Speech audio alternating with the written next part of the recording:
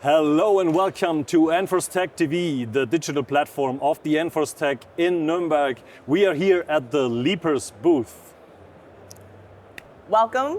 This is Leapers' fourth year at Enforce Tac. It's our pleasure to be here. And long time no see, Margaret. Yes. And we met each other at the SHOT Show. You already told me about the newest product, the latest products from Leapers, and it all depends on the MP5. Right. Yeah. Just to share a little bit about our company, we are a manufacturer and we're headquartered in Michigan, USA. And today we wanted to introduce our line for MP5 and MP5K. Of course, we provide solutions across AR, AK, and more. But we think that these in particular are interesting for the law enforcement and professional communities. Especially in Germany, because the German police units are still working with the old-fashioned MP5. Right. And it's a great move to see that you can bring a little bit of modernness to an old-fashioned system. It's a great problem. Let's roll over it. Yes. It's great to engage with folks here in Germany and coming from all parts of the EU, learning about their armories and being able to provide that update. So a couple years ago, we launched the monolithic handguard system for the MP5 and the MP5K. What's special about it and what's patented by us is that the optics rail is combined with the handguard. So no one had done that before for the platform, and it lets you have more flexibility to modernize your armory. And a super rugged system. So when you everything or switch the monolithic system onto your MP5, this is, like you said, it's super steady, super sturdy, and looks like a tank. Right. It's super easy to install and it's a rock solid lockup. And then it's monolithic, so the handguard attaches on the end there. So there's a lot of really nice details to how we designed it, including serial number cutouts to track your firearms, the M-lock system up front, and QD slots, ergonomics around the charging handle. We made a few modifications for the charging handle cutout to ensure that it could be compatible with both HK and more clones coming out. But it makes totally sense for me when you said you have serial number cutouts, so that it shows to me that you really listen to the German customers, or specific the German law enforcement guys, and it's great that you get a lot of influences from the German law enforcement units about the products. We are thinking about that professional user and what you need as you're checking in or making sure you're tracking your armory. So when we came out with this system, it was very well received because no one had ever done that innovation for the platform before. But we also understand that there's more classic setups. So we followed up with the light mount and claw mount here. These are more low profile than some of the others on the market. And combined with different types of risers and sights also allow you to maintain the use of your irons. So even lower than the mounts that are already existing from other competitors? It will be similar to low profile mounts out there. Okay. Yep, and it's the same lockup as our monolithic system, which is tried and true. Serial number cutouts, and the light mount we're also coming out with we're working on one for the K model. Now the claw mount we also iterated upon to think about the rest of the HK offering. So when you flip it around, it is now compatible with the G3 and 53. Nice. I think, and that's also a market, especially in Germany, because we have a lot of guys who are big fans of all the HK stuff here, and they sometimes they want to keep the classical look, and sometimes they want to jump in and have this special kind of look. Right. So it's a great decision to do. We have something for everybody. And I know this can be extreme for people not used to it yet. But this year, the big expansion is going to be the SD version for adding suppressors to your K as well as your full-size MP5. So basically, we're taking the handguard, increasing that inner diameter. In America, that's 2.1 inches. Around here is 53 millimeters, over 53 millimeters inner diameter. So this is very nice, and the extension also allows for suppressor clearance. Now, this is pretty much going to be the best clearance you have on the market to allow for your suppressor, if you want to install suppressor cover. Also make sure that you have the clearance for your M-lock accessories to go down. Those are tiny details. That's why it looks so wide, but it's actually quite useful. In addition, we did testing on our K and our automatic system, over 300 rounds, to ensure that the heat is good too, and that this clearance allows airflow and allows cooling so that you can still hold it on an automatic system. And we're extending this past here because we know this portion gets very hot.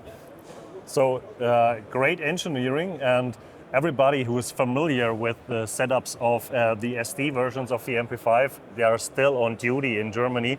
You really have to modify, and this looks like crap when you want to have front grips or light attachments or stuff like that on a regular SD version of the MP5. It's pain to get your stuff fit on it, but this system is for when you add that suppressor for your tri-lug or quick detach or your thread-on. And you're really able to bring even the SD version to a modern submachine gun system with light attachment, laser, or whatever you want, and even a front grip or something like this. So great engineering, looks awesome. So right now we are ramping up the production volumes. Now all of these MP5 products, they're made in a headquarters plant, UTG Pro. So that means it's machined in Michigan, USA. And these will be ready for B2B around May of this year. Okay, that's fast. So the other launch that we have this year, this tiny detail, but actually very important for manipulation, is the extended cocking handle.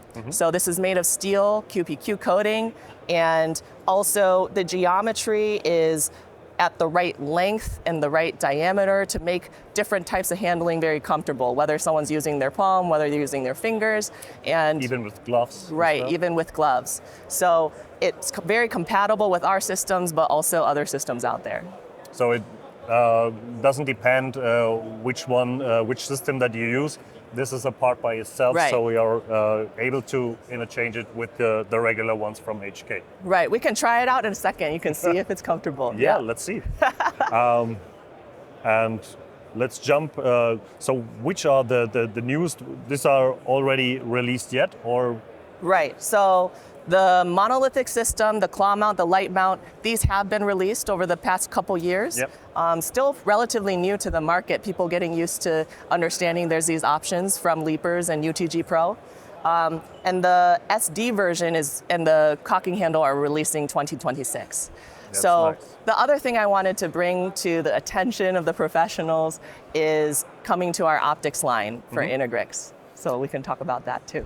So for everybody is not knowing about Integrix yet, Integrix is one of a daughter company or something like this? It's our professional optics brand. Yep. So, and they came up since, I think, now for 4 years now?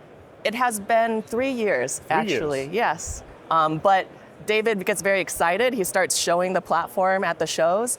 And the reason why we do that is because we are the manufacturer. So it's helpful for us to show the products we are making, the pre-production prototypes, and get people's feedback to really tailor it to what they need. That's the fun part of developing a high-end optic. We already talked about it in Vegas and the newest products they came up. We already talked about the latest Integrix products they came up the last years. Are really impressive optics, and I'm still a fan, and I'm hopefully able to get my hands on one of these. And which one is the optic that you want to have a look at and show it to the customers? Yes. So Integrix first came out with our low power variable optic, the 1:8, which is a true 1x and a very, very nice image at 8x. We are 92% light transmission, German shot, Japanese O'Hara glass.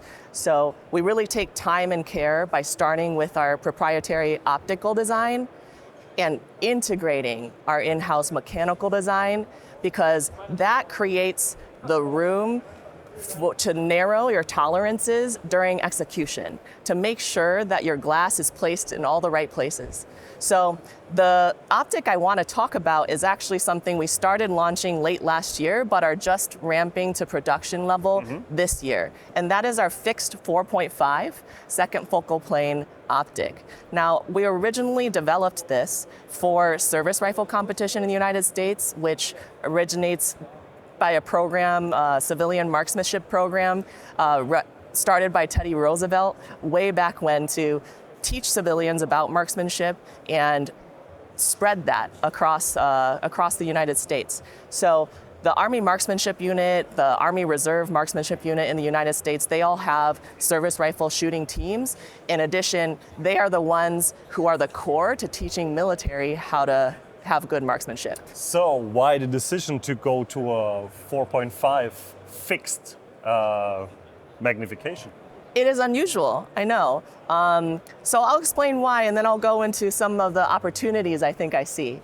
Now, service rifle competition, which the US military is participating in, it was developed starting with iron sights and military issued AR-15s. Now, as the times progressed, the competition rules opened up to allow for optics. And the current cap for magnification allowance is 4.5 power. So that is why we developed this scope. Now, the primary scope being used in the competition, the winner everyone recognized is the Nightforce SR2. And those scopes from other companies actually haven't been updated much in the low power. As you can imagine, stepping out of the competition for a bit, we're thinking about low power variable optics. We're thinking about 1 to 8, 1 to 10. No one's really giving love to the low power. So it actually ends up being a very nice marriage for us because we get to solve for an update technology for this competition and this core marksmanship training, but also, I believe, create pretty much the best performing optic at 4.5 power. We can cap the turrets, we're gonna bring them lower profile, and shortly later this year, we'll have the prototypes ready. We have one here at the show to release a version that is suitable for tactical applications and hunting applications. So you jump into a really, really specific spot with this product. But it's also a good example how Integrix and especially Leapers listening to feedback of the community, of the customers, and this is definitely a community product. Right. Community project. We developed it in partnership with the shooters, and we happen to have a friend who is a 2-time national champion in civilian side for this competition, and his friend's a 3-time national champion. We created a custom reticle, and it's been very well received. We just won the NRA Media American Rifleman Golden Bullseye Optic of the Year for 26. But so I think good company. it's a good scope, trust me. But I think the really interesting part is going to be, and I'd love to send it out for more people to test and evaluate, is what we're sleeping on in terms of, okay, when you think about a 1 to 8 or a 1 to 10 low power variable optic, first of all, think about the actual optical performance that you may or may not be sacrificing depending on the brand when you're doing an 8 zoom ratio or a 10 zoom ratio. That's why we took so long tinkering around with our 8. This is something I realized, especially in case of the Integrix brand. It's not growing that much, and that shows me a specific, because I'm in the scene for a couple of years now, and this is, you really breed in on a product. Right. Think about it twice, think about 4 times, 5 times. When you said, okay, now good, because you also have the quality control in-house, and really make sure to bring out a product that fits to the needs of the customers out there. That touches my heart. It's a great decision. Every company has to act like this. So. That is the intention as we made Integrix, is to develop a product with true integrity. And whenever we publish a specification, we are confident we are over-delivering upon it. So I think that when people pick this low power up, they will think about their low power variable optic, realistically, how often they are in stressful situations, effectively switching between lowest and highest power, and thinking about also the weight. The higher zoom ratio you go on those, the more weight penalty you get to your setup. So this fixed 4.5 is extra compact. You can use a backup dot sight, and it will be an incredible experiment, I think, to have the capped version of the turrets and suitable to try for more tactical applications. Makes completely sense to me, even to the guys on the booth. and even to the customers out there. So really awesome products here at the Libris booth. When you have any questions about the products that we showed you in the video, leave it in the comment section. When you like the video, please hit the like and subscribe button. And the important thing is hit the bell to get informed about the newest and latest videos about Enforce Tac TV. We are out. Thank you very much. Thank you. See you next time.